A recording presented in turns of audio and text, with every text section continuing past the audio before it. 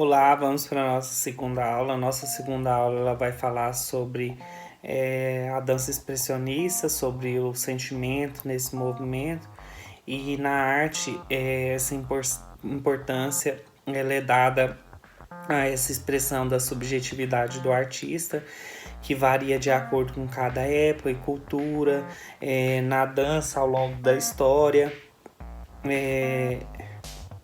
Ao longo dessa história houve algumas mudanças acerca do qual era o foco principal do seu movimento, e em alguns períodos a forma que o corpo criava no espaço, a sua execução técnica, a forma como se buscava interagir com os padrões e ideais de dança do momento eram os mais importantes. Em outros momentos, o sentimento do bailarino ele se torna fundamental e a qualidade dos movimentos passa a ser definida acima de tudo pela expressão dos medos, das expectativas e dos pensamentos do artista. Sua subjetividade se torna então o ponto central da criação e na execução da dança.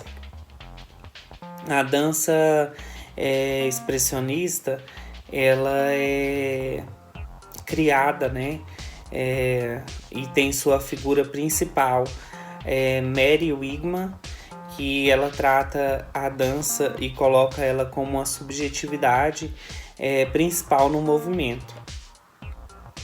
A artista deixa de priorizar a beleza e as qualidades técnicas para expressar os movimentos. Em sua dança, Mary busca abordar as condições do homem, da mulher, da vida, da morte, sempre abordando-os de maneira universal, ou seja, em relação a todas as outras pessoas. Não se trata de abordar uma mulher de um período histórico ou cultural específico, por exemplo, mais uma ideia geral do que é a mulher. Mary Wigman ela usava máscaras que colaboravam para criar aspectos na sua dança, para criar diferentes momentos, diferentes características que geralmente apresentavam um aspecto fantasmagórico, mas geralmente sua neutralidade serviam acima de tudo para tornar os sentimentos de uma pessoa que não era de algo que não era de uma pessoa só, ou seja, que pertencia a uma unidade, pertencia a uma gama de pessoas. No caso aqui, o livro cita a humanidade. Ela cria então a dança da bruxa. Mary fica sentada no chão, ela era acompanhada de apenas por instrumentos de percussão, como um tambor, e na maior parte do tempo sua coluna está encolhida. Ela aproxima-se dos pés, o que expressa um sentimento de opressão. Os movimentos eles começam na coluna e vêm como uma onda acompanhando o tambor. Os movimentos criam um ritmo.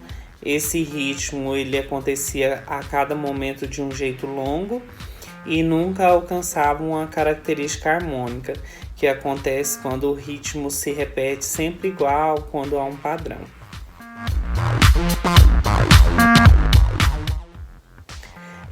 A arte expressionista ou expressionismo, ele não se manifestou somente na dança, mas foi um movimento de arte modernas com diferentes linguagens artísticas. Surgiu na Alemanha no contexto da Primeira Guerra Mundial e disseminou-se por outros países, influenciando artistas dos mais diversos lugares. Artistas de diferentes linguagens também influenciaram uns aos outros, como é o caso de Mary Wigman, Emil Nolde, e que sempre tinham máscaras presentes em suas obras, como era o caso de Wigman, como nós já havíamos falado anteriormente. Também são elementos presentes na obra de Nolde. A principal característica do expressionismo é a ideia de que a arte deve ser uma expressão dos sentimentos do artista, da sua subjetividade e intuição, das emoções mais profundas do seu ser humano. Mas expressar essa subjetividade, esses sentimentos, essas emoções nas obras de arte não é exclusividade desse movimento artístico. Nesse momento histórico é possível que que a gente encontre características do expressionismo na obra de artistas tanto anteriores como posteriores, né, do movimento, que sofreram essas influências tanto do movimento de artistas que vieram antes e que influenciaram artistas que vieram depois. O que diferencia o expressionismo, no entanto, é a consciência desse modo de pensar e de fazer a arte, e torna uma posição em relação a ele em contraste ao que se entendia como arte até então. Para os expressionistas, a arte ela não devia ser uma representação fiel da realidade, visível ou repetição, com regras pré-definidas. Afinal, para que uma obra de arte pudesse expressar o íntimo de um artista, ela não poderia se ater a regras, deveria se pautar na liberdade criativa, e é nisso que se pauta o movimento expressionista.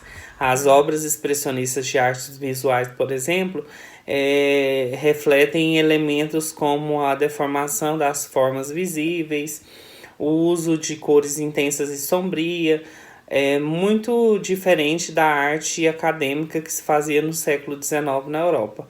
Na dança expressionista de Mary Wigman, a bailarina e a própria criadora de seus movimentos não usam uma intérprete na sua coreografia, criada por outra pessoa. Ela não é só uma intérprete, ela é a própria representação da sua criação.